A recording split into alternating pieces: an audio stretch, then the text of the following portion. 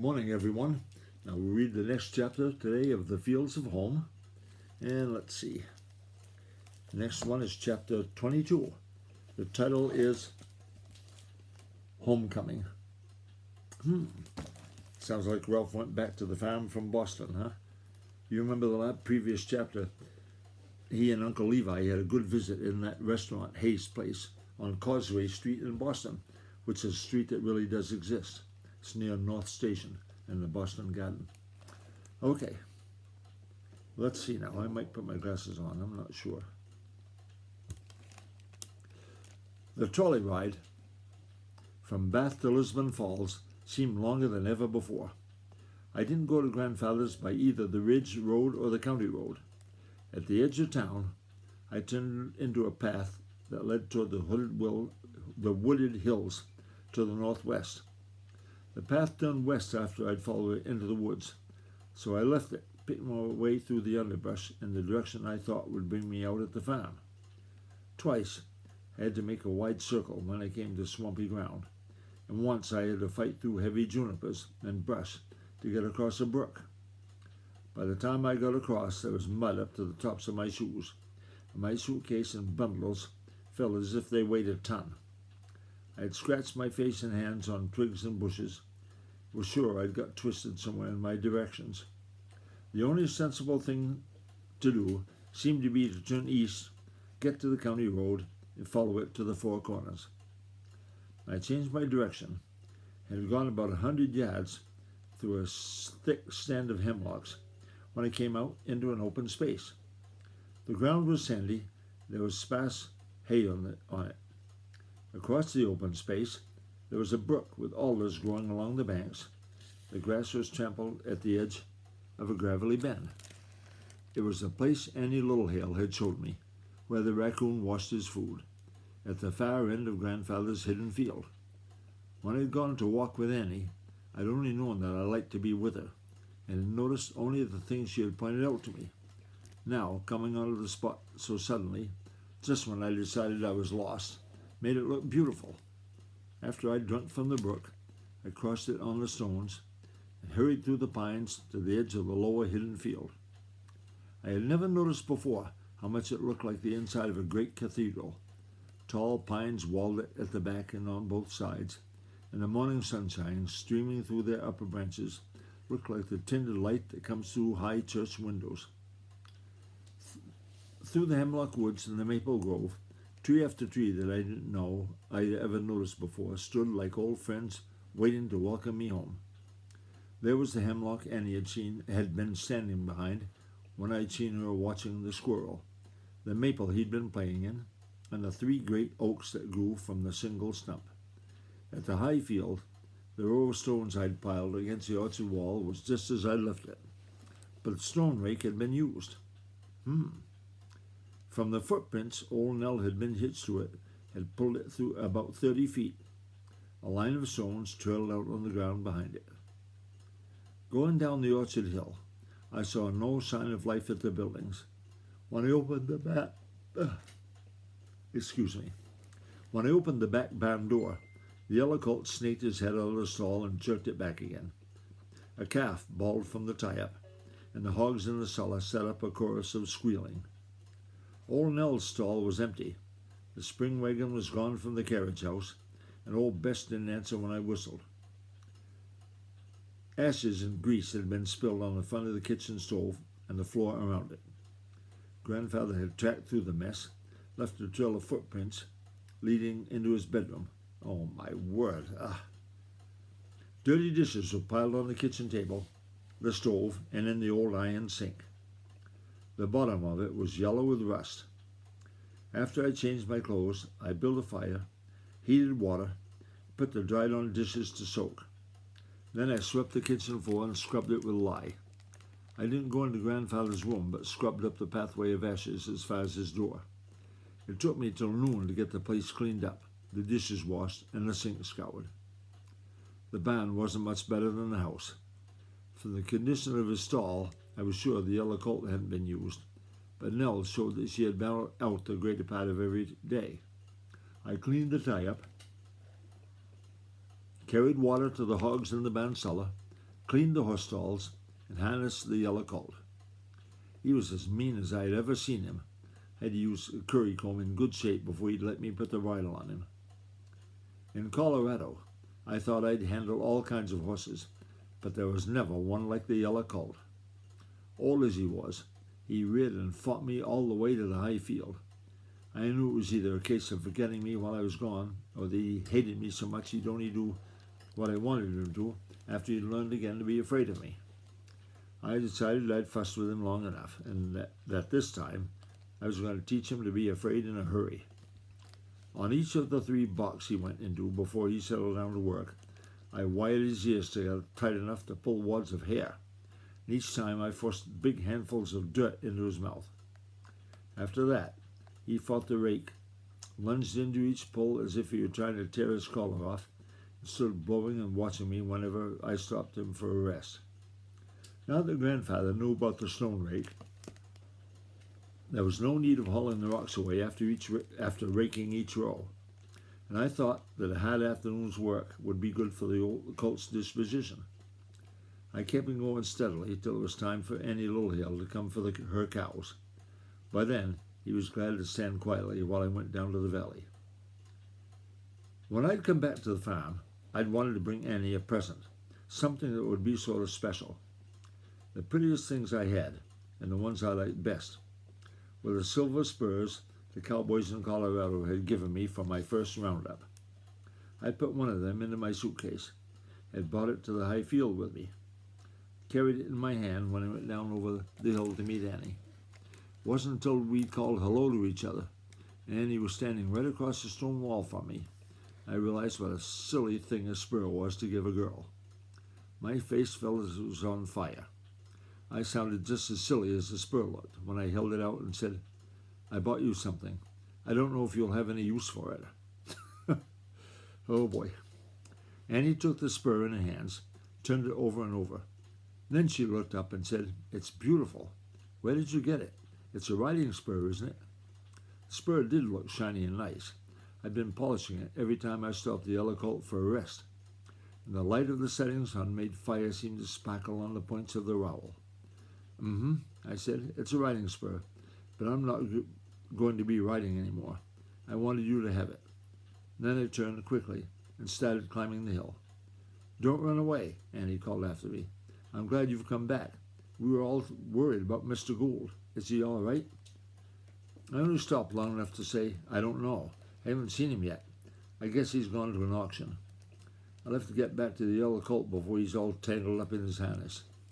"Thanks for the present. It's lovely," Annie called when I was partway up to the high field. "If there's anything I can do to help, cleaning or cooking or anything, I'll be glad to come over." "I guess my grandfather can cook," I called from the top of the hill. "Ha! And I can wash the dishes and take care of the cleaning, but thank you anyway." Then I hurried back to the yellow colt. I could have turned him loose and let him go to the barn alone. I led him to the pasture when I went for the cows. The more I kept him with me when I didn't have to fight him, the sooner he'd get used to me again, and the sooner he'd settle down to behaving. Instead of standing quietly at the pasture bars, as they had always done, the cows were restless and hooking at 3 strange calves that were with them. The brindle kicked wickedly at one that was trying to nurse her. At the barnyard, I separated them, put the calves in the sheep barn, and the cows into the tie-up. After I had unharnessed and fed the yellow colt, I went to the house, built a fire, and put potatoes on to boil for supper. Then I lit the lantern and went back to the barn. The brindle cow wouldn't let her twin calves nurse. It took me nearly an hour to milk her. Her bag was caked, and the warts on her teats were worse than before I went to Boston. She kicked wildly, the milk squirted in every direction. I couldn't catch more than half of it in the pail. I'd just finished milking the brindle and started on Clarabelle when I heard Grandfather drive into the dooryard. I didn't stop to take the lantern, but hurried to meet him. He had stopped old Nell by the doorstone, just going into the summer kitchen when I came out of the barn. I ran the length of the dooryard, followed him into the house. When I got there, he had struck a match, was lighting a lamp on the pantry's table. "I've got potatoes on to boil for supper, and the chores are nearly done," I said as I came into the doorway. For as much as a full minute, Grandfather just stood looking at me with his mouth a little way open. Then he said, "You did come home, Ralphie. You did come home." He took a quick step, threw his arms around me, and pushed his cheek against my chest so hard his hat fell off. "You did come home, boy," he said as gently as if he might have said it to old Bess. "Gory sakes alive, your old grandpa's glad to see you, Ralphie. How be the folks to Medford?" I couldn't keep the tears from coming into my eyes. My voice was a little choky when I said, "They're all right." I think there were tears in Grandfather's eyes, too. He didn't look up at me, but turned toward his room and said, "Your old grandpa's all tuckered out, Ralphie. Don't want no supper. Calculate I'll go to bed. Been off to Lewiston all day, fetching the eggs to market." I started back out through the summer kitchen when he shouted angrily, "Didn't take long, did it? What in time and tarnation you been in my room for?" "I haven't been in my room," I told him. "I only mopped as far as the doorway." Then he went to take care of Nell and the rest of the chores. Old Bess had followed Grandfather into the house, and she followed me out.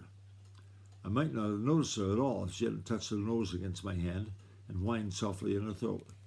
As I knelt to pet her, she looked up and whined again, as if she were trying to ask me what the trouble was.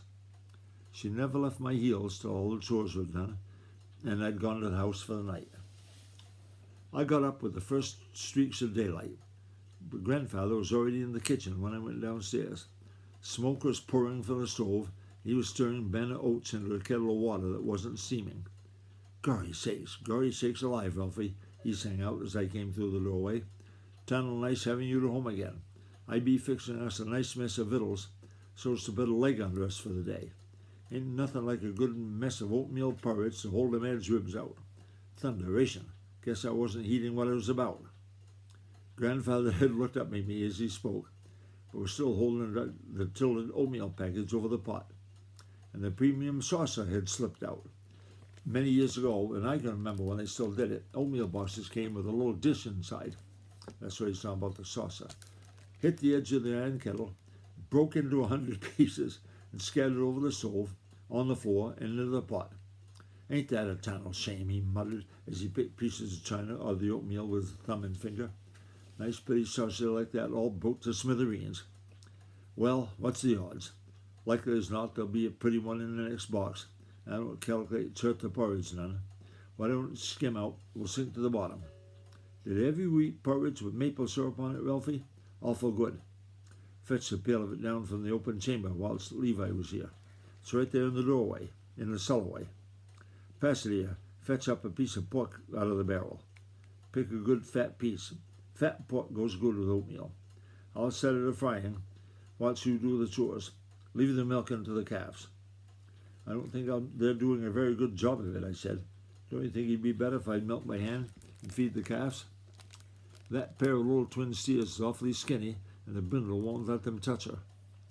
Grandfather's head jerked up. He looked at me crossly for half a minute, and I thought he was going to shout, "Don't tell me!" But he didn't. He looked back at the pot, stirred it a couple of minutes, and said, "Calculate you might just as leave. Veal calves is fetching a good price off the Lewiston, and butter's 28 cents. Calculate Millie be coming home most any day now, and she makes awful nice butter." Before I'd much more than started on the chores, Grandfather called me to breakfast. He was all in a dither when I went into the house. The kitchen was blue with the smoke of burned pork. The smell of scorched oatmeal was so strong it made the air bitter. "Come eat your victuals, Ralphie. Come eat your victuals," Grandfather snapped at me while I was washing my face and hands. "By fire, I got to get an early start. First calves in the market always fetches the high dollar. Ain't no time for dawdling. Before you went off to Boston, didn't you tell me Millie was probably twixt here and Lewiston somewheres?" I had to think a minute, and then I said, "I'm not sure, but maybe I did. Why'd you tell me that?" "Well, because she said that's where she was going." "What?" Grandfather shouted at me. "When did she tell you?" "The day she left." "Why didn't you tell me? You was hatching it up betwixt you to go off and leave me." "No, sir," I told him. "We didn't hatch anything up. I don't think she really had any idea of all of going when she said it. She was mad about the flies. Came out to the field right after you drove away that morning. That's why he made her the screens. I didn't say a word to her after the door got broken. Grandfather's voice dropped right down. He asked, "What did she say to you, Ralphie? What was her words?" "Well, I don't think I remember them all, but she said she wasn't going to live with the cussed flies for another blessed day, and that she had two minds to one to go off to Lewiston and get a job in the mill." Grandfather was watching me like a fox watching a chipmunk. "What mill?" he asked. "She didn't say. Is there more than one?" "Ton a lot of 'em. Each a vittles. Time flies. Hitch old Nell to the spring wagon, fetch them 3 new calves." I didn't bother about breakfast. Besides burning the oatmeal, Grandfather had forgotten to salt it. There were at least 40 flies drowned in the maple syrup. I harnessed Nell, tied the legs of each calf, and loaded it into the wagon. When I drove up from the sheep barn, Grandfather had on his best suit and was waiting for me. "Some pans out for you on the butter table," he told me.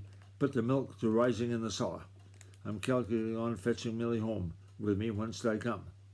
Then he climbed up on the wagon seat and spanked old Nell with the reins. And that's the end of that chapter.